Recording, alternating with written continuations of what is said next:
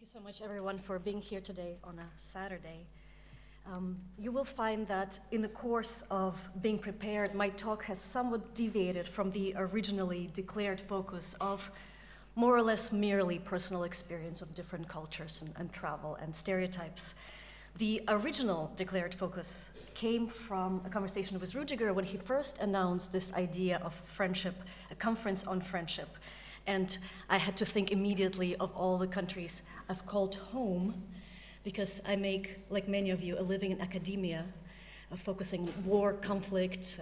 The PhD was on memory and identity, cultural memory. So as many of you know, at a certain point of our career, making a living in academia often means following temporary positions from country to country.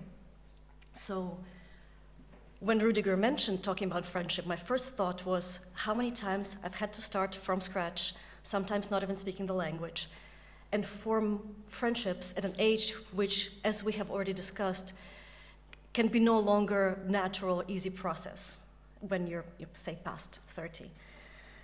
And people have families and such, and established friendship circles. It has been different.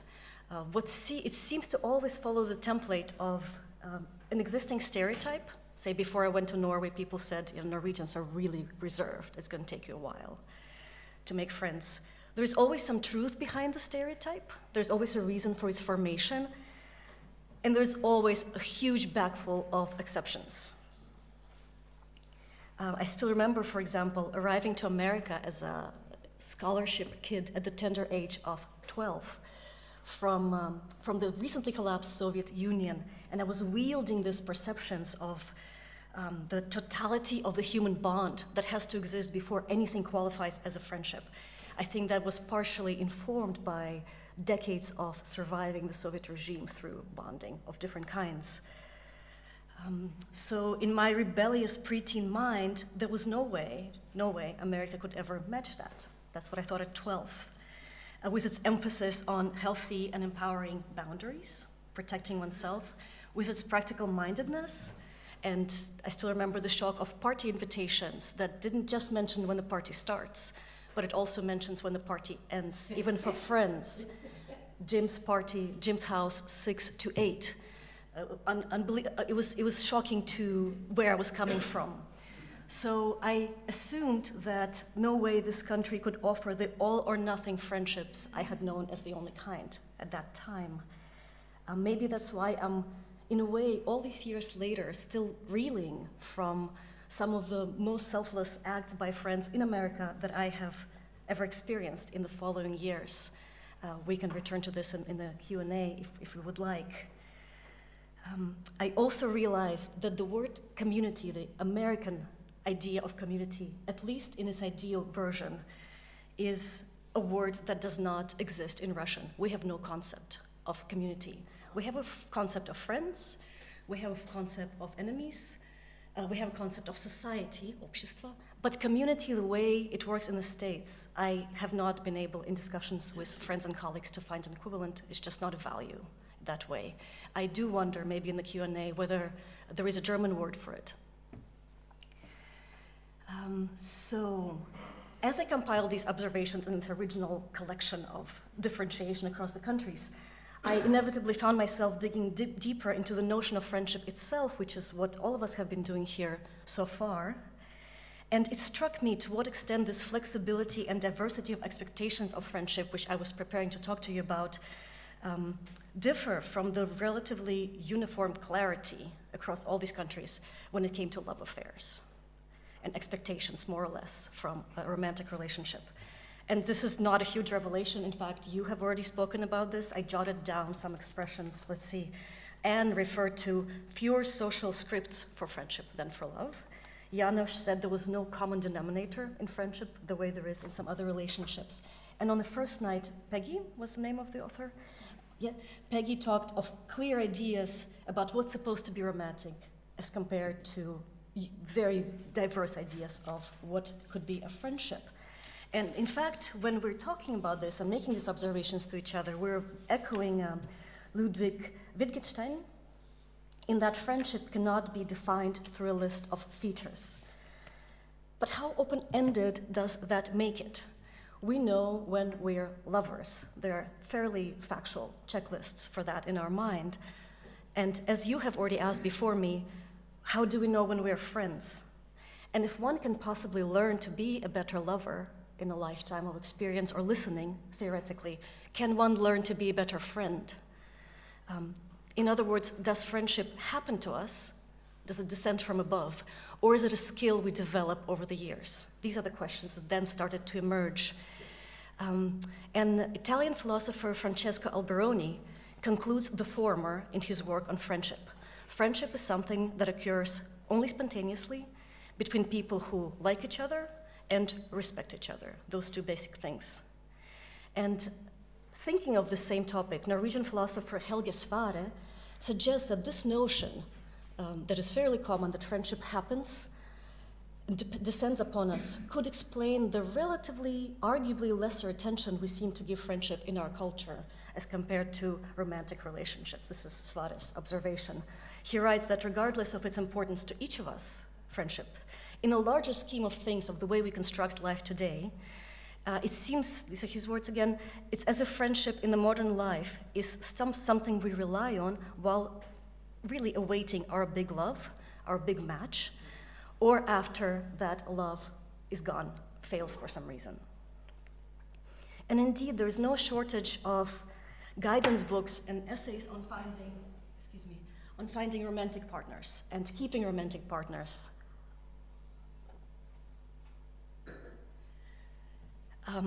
Handling conflict, surviving losing them, moving on, forgiving them, these appear to far outnumber available guidance on mourning the loss as in disintegration of friendship. This is at least my personal experience, my observation, when I looked around for help a few years ago after losing one of my oldest friends, not losing in terms of death, but losing in terms of disintegration of friendship, following the start of the Russian-Ukrainian war. We grew up together. She was in Moscow, I was in Ukraine. We didn't make it. We didn't make that. And the intensity with which we didn't make it, the things we said, the things we felt at that loss, I think was not entirely different from experiencing the loss of a loved one, a lover. Yet lovers we readily call significant other. And this never refers to a friend in English. And again, I would want to know in German if there's an equivalent for the significant other. So this lack of available support through that situation in my life contrasted quite sharply with a time when I went through a divorce about a decade ago. The sources of information on, again, moving on, forgiving, reconciling were countless. So why this imbalance? Why could it be that despite our undeniable passions and loyalties and love for each other as friends, could it be that we indeed, as Svare says, are living in a time when friendship in all its forms is a placeholder for love, for romantic relationships? Yeah, they fill the time before, after, and between love experiences. It does seem that we're living at a time where we could probably agree that in our culture, family comes first. Family is the value, perhaps. That to be discussed, arguable. But it wasn't always like this. In this part of the world today, we are able generally to choose our romantic partners. There was a time when, in this part of the world too, marriages were arranged with the purpose of childbearing, and at that time it was possible for a 60-year-old man to be together with an 18-year-old woman. And it's from those times, from what historians observe, is when we have the most expressive, passionate letters of friendship between women. For example, women who address each other as my queen, my love, my sunshine, my real only light. And it is from those times that we have these words from Mary Wollstonecraft's Vindication of the Rights of Woman. Love, from its very nature, must be transitory. To seek for a secret that would render it constant would be as wild a search as for a philosopher's stone. And the discovery would be equally useless, or rather pernicious to mankind. The most holy band of society is friendship, 1792. So I'm not going to try now to articulate an overarching theory of friendship. Perhaps Janusz, in a way, did that well yesterday or went in that direction. But I did go through 3 of the existing known texts on friendship as advised by friends, philosopher friends. And from the 3 of them, I pulled 5 features of friendship that they all seem to agree on, even though they're from different times, and I'd like to offer you these 5 features. The 3 texts were the Nicomachean Ethics by Aristotle, Friendship by Alberoni, I mentioned that, and Freundschaft by Lemke. And most of these 5 features you already mentioned, my colleagues, to date. They are sympathy, reciprocity, shared experience, choice, and equality. Sympathy, reciprocity, shared experience, choice, and equality were the features coming through these texts, and quite a few others, in fact. And before briefly focusing on each in the second part of this talk, I was wondering whether I may suggest a 6th feature, possibly to this list, in the notion of well-wishing or goodwill. Could that perhaps something we could discuss together and come to a conclusion? Because if we look at these 5 existing features, reciprocity can waver, activities, shared activities can change. We have discussed this already. But if we no longer wish a person well, if we no longer ultimately want to see them happy, arguably the friendship no longer is. I wonder if that's a 6th feature or if it maybe fits in this 5 I've identified. So let me briefly go through them with some thoughts. Sympathy, not in the perhaps modern English sense that sometimes it means commiseration, or at least in Russian it does, but the Greek sympatheia, having the same passions. In fact, that draws a parallel in my mind to C.S. Lewis's one of the 4 types of love he identified. One of them was empathy bond. I think it's pronounced storge. Could be storg. S-T-O-R-G-E, empathy bond. Those 4 loves in general were empathy bond, eros, the erotic bond, agape, unconditional love, and philia, the friend bond. And we have already probed here with you yesterday, and actually the day before yesterday, to what extent is eros really so opposed and divided from philia? Yeah, to what extent is the erotic bond that different from friendship, and where is that line? A possible variation on this discussion, which I'm not sure we've touched upon yet, is the notion of friendship with former partners, with exes. Former partners where the eros is at least ideally burned out, gone, and a certain kind of bond, a really, at least in my experience, a special kind of bond can emerge in its place. I'm not sure what is the name for that. It could be also friendship, but I'm still figuring it out. Reciprocity, the second point. I won't delve much into it because it was discussed again quite a few times here. Bjorn just finished a discussion of it, among other things. I was listening to it in English, and the translator used the word acknowledgement. I'm not sure what was whether that could refer to reciprocity. And I did record 3 words I've heard that we have used in these 3 days, under the notion of reciprocity or interaction. There was a transaction that quite a few of us used. Investment was the word that came, and gift. Yeah, transaction, investment, and gift. I'll add the reciprocity there. Choice is an interesting one, because there are plenty of pleasant people in our lives. Why do we choose some to really build something important with, and do we actually choose? We go back to Alberoni, who argued for the necessary spontaneity of friendship. It starts from a jump, he wrote, a discontinuity when one suddenly sees something important in the other person. I wonder if the better English word here could be glimpse. But philosopher Elizabeth Telfer counters that if that were true, if something in the other person is suddenly illuminated for us, why is it that we cannot always pinpoint a time when this illumination happens? Or could it be helpful in a continued discussion of friendship to consider Jean-Paul Sartre's language and to see this choice on a pre-reflective level? One of Anne's respondents used the word instinctual. Could this level of cognition before analysis and rationality somehow help cover the choice we make when we begin to make friends? The 4th fascinating idea of equality, I think that one can be quite debated and discussed. But it does seem that friendship can override actual social inequality between friends. There is research by a social anthropologist who studies the Bangwa people in Cameroon, and that is a society marked by extreme inequality. In that, for example, men can go dressed, but women are obliged to always be naked and bow to the ground when they come across a man. That's a society. In the same society, every baby is assigned a friend. Not by great choice, but from the babies born in that same time, which could well mean that a son's master gets assigned a slave, master's son, gets assigned a slave son as a friend. And because of how important this assignment is, that's a relationship they will honor throughout their lifetimes. Likewise, a friendship between man and woman is possible in that society as well. And that is the only time she's not required to stoop over when she sees a man, and she's even allowed to laugh around him. So in this context, it's interesting to remember that Confucius spoke of the 5 forms of cardinal relationships. Some have mentioned this already: ruler, ruled, man, woman, father, son, older, younger siblings, and friends. 4 of these are hierarchical.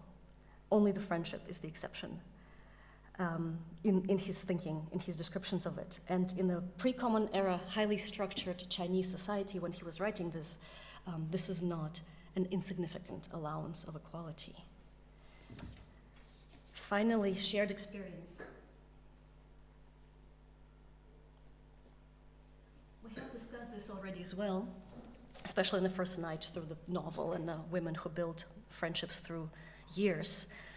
But also since then, for example, somebody yesterday mentioned bonds formed between young parents because they're bringing up kids together, and those bonds lasting for about 18 years, I think, if I understood the translator correctly. But coming back to Aristotle, perhaps this shared experience feature, or perhaps a checklist required to call something a friendship, covers the first 2 of the 3 kinds of friendship he proposed to us. Remember, the one based on utility, where we benefit from each other, the one based on pleasure, where we enjoy each other's qualities, good looks, wit, and so on. And so if shared experience fits this, and then there was a third one based on goodness, where we're drawn to each other's goodness and help one another strive for it. In this Aristotle thinking, the first 2 kinds of friendship are fairly accidental because we are motivated by our own utility and pleasure, not by something essential to the nature of the person we're bonding with. That person can change.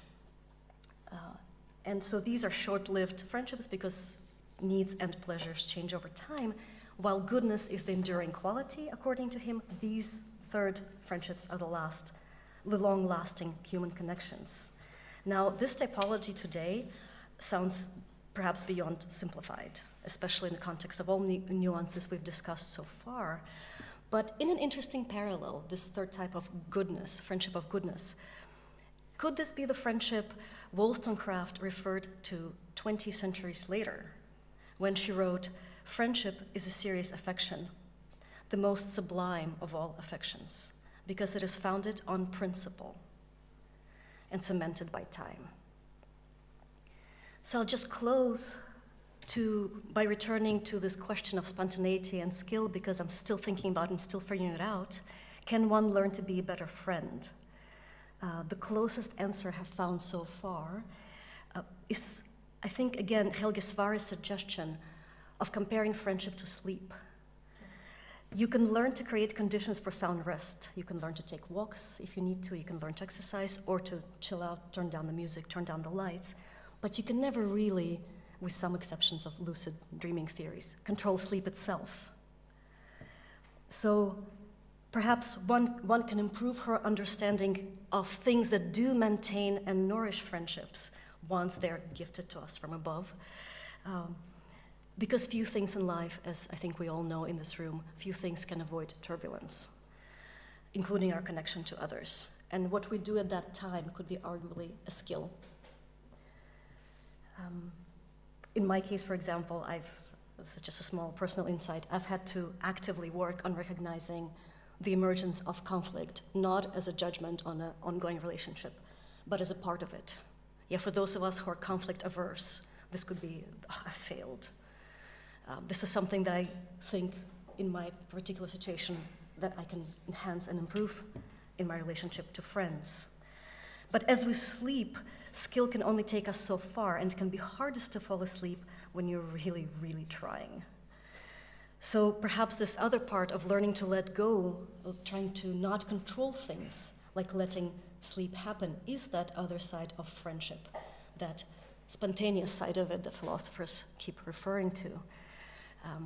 I look forward to talking about some of these things in the Q&A, but I can't resist concluding with sweet dreams.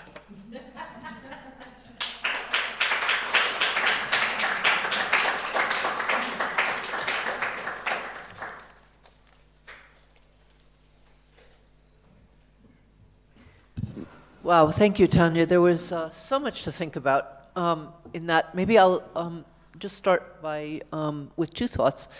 I liked very much your point about if you stop wanting your friend to to flourish, basically, that it's not a friendship anymore, and which was a bit connected. There's the other side of the Schopenhauer remark that I think Björn was talking about. A very close friend of mine reminded me recently that I had asked, why is there in German a word for Mitleid, compassion, pity, and there's not a word for Mitfreude, which I think there should be. That is, when.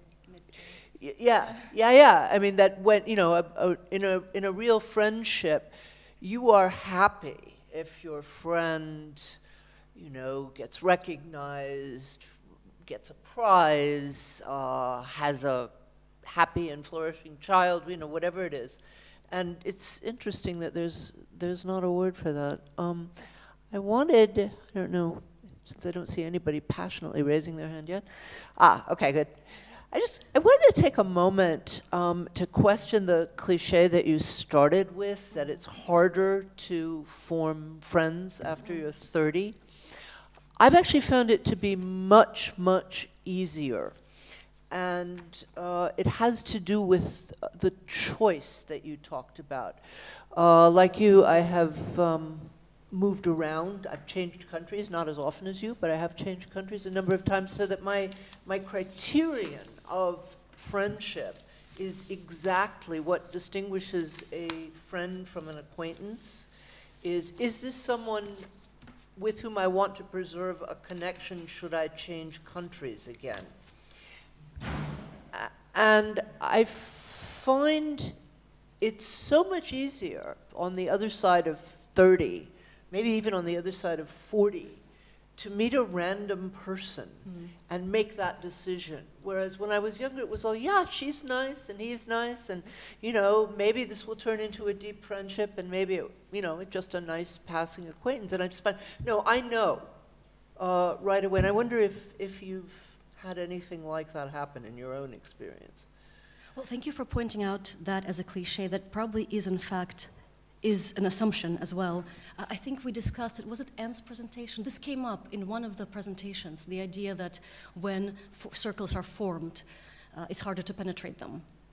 This could be argued, but perhaps I'm now coming from Norway, and I know how hard that has been to penetrate those walls of existing emotional investments people have made, because they just need to be convinced to invest in you to the point of saying hello to you in the first few days of seeing you in the hallway, and that has been a learning curve.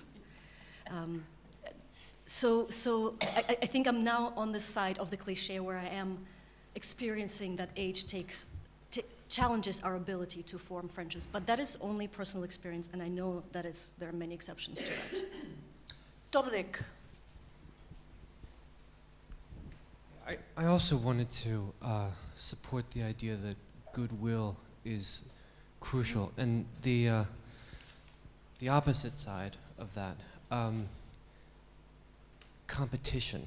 I mean, if you get to know somebody in the same environment, if you're joined through common practice, common interests, then in all likelihood, you're also going to be comparing yourself to them as well, because they like the things you do.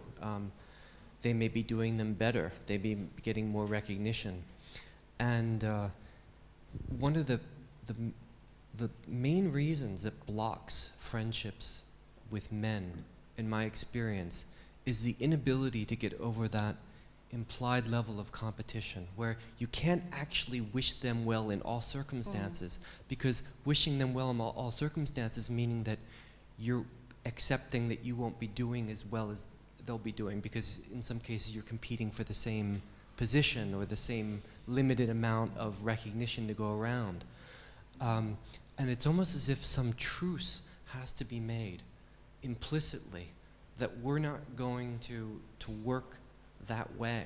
And I don't know how it happens, because I've never actually verbalized it and said we can't, but I know that as soon as there's a sense of competition, any level of deeper emotional exchange has to stop, because you're exposed. I feel exposed in a way that I wouldn't once this truce has been made. So because this ability to mutually wish each other well isn't actually there when the competition's in the air. I wonder if the word inspiration can find its way into our trying to form this framework, because it's a good observation that competition can challenge our bonds, but it can also inspire us, which perhaps also echoes this Aristotle's third type of friendship, the goodness, when the other person's goodness makes us feel things and aspire for that. I wonder if that could be added to the mix of what we're trying to formulate, and that could maybe solve the idea of friendship being challenged, closeness being challenged by competition. The woman behind Björn, whose face I can't see. Yeah, you please, yes. I didn't. Oh, I'm sorry, I thought you did. I'm sorry, I thought you raised your hand. Okay, then Thomas Schubert is next. Thank you, Tanya, for this, for you, typical mixture of systematical and categorical assumptions and biographical examples, which is not loved by hardcore scholars, but you produce a certain honesty which is leading the subject directly into our presence.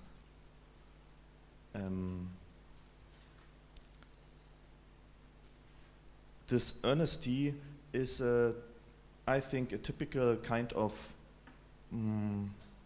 talking out of a situation of an actual or a former civil war society. And behind this background, which is East Germany sharing with, or Germany, not just East Germany, but Germany sharing with Ukraine,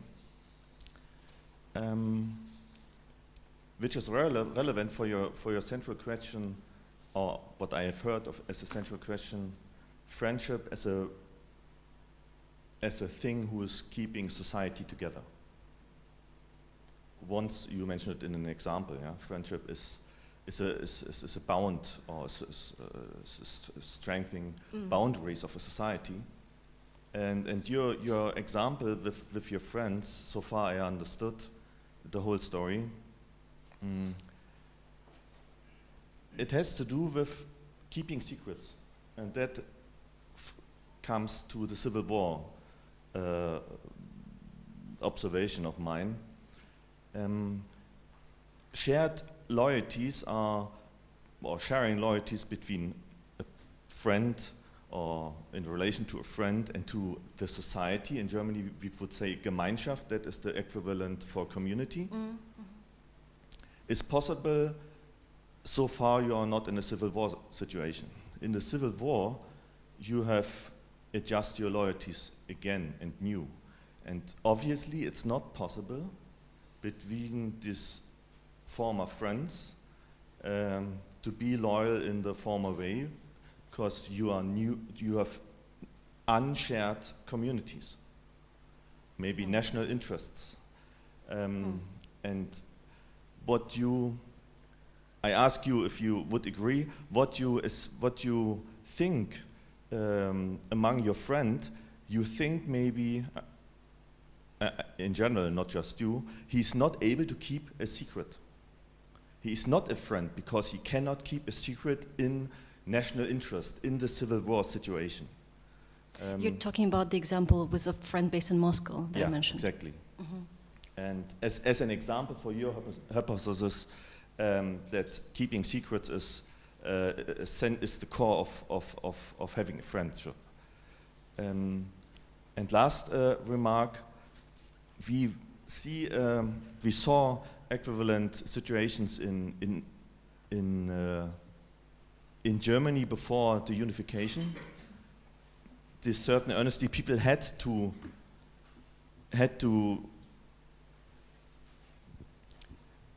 and we see it now in the situation that the AfD, a new party, is occurring in whole Germany. We see that friendships break up. Friendships had to break up before 1989 because it was sometimes more important how you see the political situation in between these two German states. And now it's interesting, or it's sometimes more important how you see it's the last thing I said. Okay, I got 4 people on the how list. you see, how is the value? How is the value you give to a friend in relation to the political view on society? And what I see is we are not in a civil war situation, but there are a remembrance of civil war society which is coming up in the political situation right now, and it has impact in friendship, in a lot of people, in a lot of friendships in Germany right now.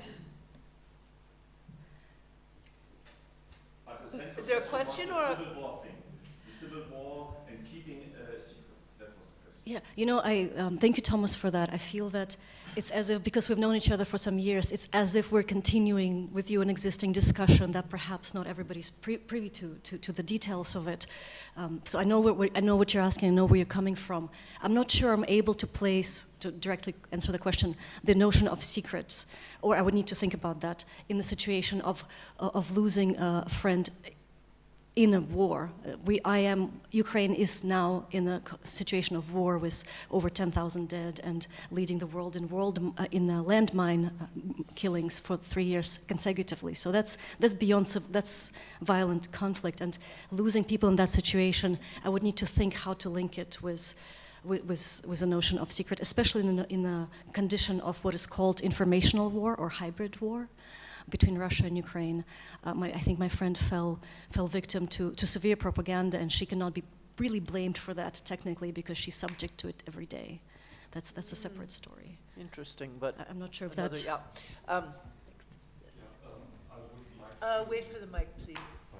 No, regarding the question whether goodwill is important for friendship, that's the very definition that Cicero gives in De Amicitia. Cicero. That's his definition. Friendship is defined as a complete accord on all subjects, human and divine, joined with mutual goodwill and affection. So it's benevolentia et caritate.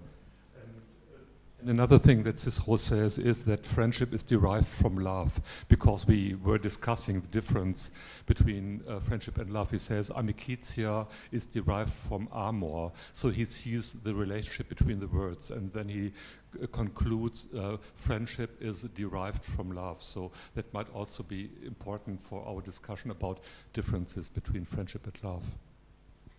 Thank you. Bjorn is next. This wonderful talk, and I really like the idea of friendship is something I care for the well-being of the other, and I remembered this small sentence of Nietzsche who says, well, there are friends who are compassionate or feel pity with the other, and friends who are happy with the other, and one has to decide. So there are friends who are happy if they can feel pity for you because it makes them feel better, and there are friends who are more often who are better to address when you have a success because they feel they be happy with you, and this leads back to the idea of competition that was asked, because sometimes I have a friend who always likes to beat people at pool. To be what? To beat people at pool billiard. So pool billiard. So and I don't like to play it, but sometimes when I feel he needs a success, I play with him and let him beat me, and then it gives him some uplifting. So this was just to the notion that a sense of competition is against intimacy, as maybe you put it. I think sometimes it's good to let your friends win, because the idea of them feeling well is so important in friendship. May I just quickly say, I would really wonder, and maybe we can discuss afterwards, to what extent, you mentioned two friends who are happy with your successes and who can offer you sympathy, but the way you phrased it, people who are happy when they can offer pity, I wonder to what extent we can call them friends. You know, I wonder to what extent they're really people you want in your life permanently. I'm generalizing, but that's something I I'd like to agree. I mean, I actually think it's much harder to find people who will celebrate your successes than who, you know, on whose shoulder you can cry on. But, I mean, the pool example seems to me doesn't work because you clearly don't care about pool, right? Good point. Yeah, good point. I mean, you know, so you're doing your friend a favor, but in your own identity, pool plays, you know, virtually no role. It's not something that you're actually, yeah. So it's not a real competition. It's like exactly. It's like you would play with a child and let the child win at something, you know. Yeah, versus stepping back for an academic position because you think your friend may need it more. That would be a different kind of example, right? Right. Angela. Yes, at first my English is horrible. Oh, my Deutsch. No. Thank you for your talk.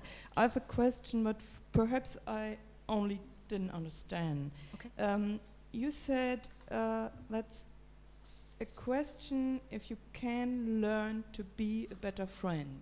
Mm-hmm. And is it true you said no?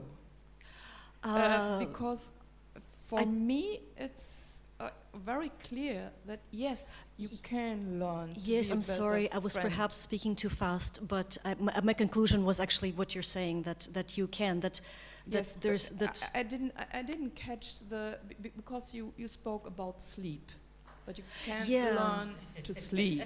Yeah, well, and I think for friendship it's very, very important to learn, because it's an experience and it's a process, friendship.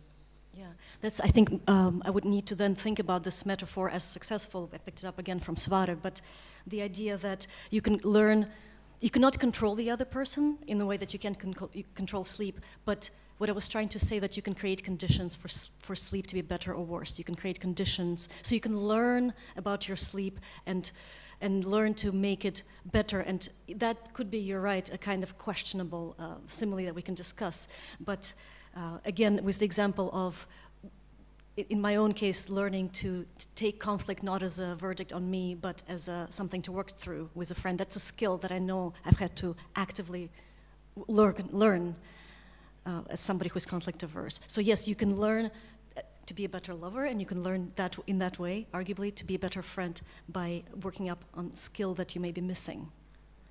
Yeah. Rudy Gutzel has the last word, or the next to last word. Tanya has the last word. Oh. No, well, many questions actually, so just take the last one, or maybe 2 points at least. One is that your Norwegian example, that's difficult to get in touch with Norwegians or to get closer to them.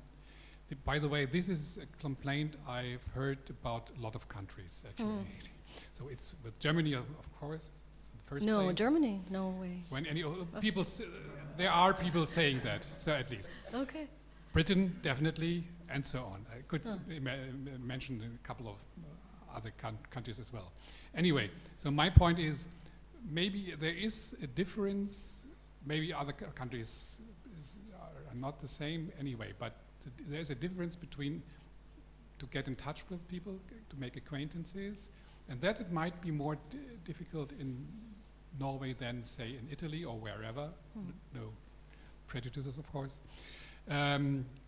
But friendship might be different, so that to be true friends, real friends, whatever, closer friends at least, might be something which is difficult in wherever you are, because what might be involved in that is that you have a common story, you have a common history, and in terms of common stories, that you have something, sorry to mention the concept again, of resonance, that you mention something, Klopstock or Woodstock or whatever.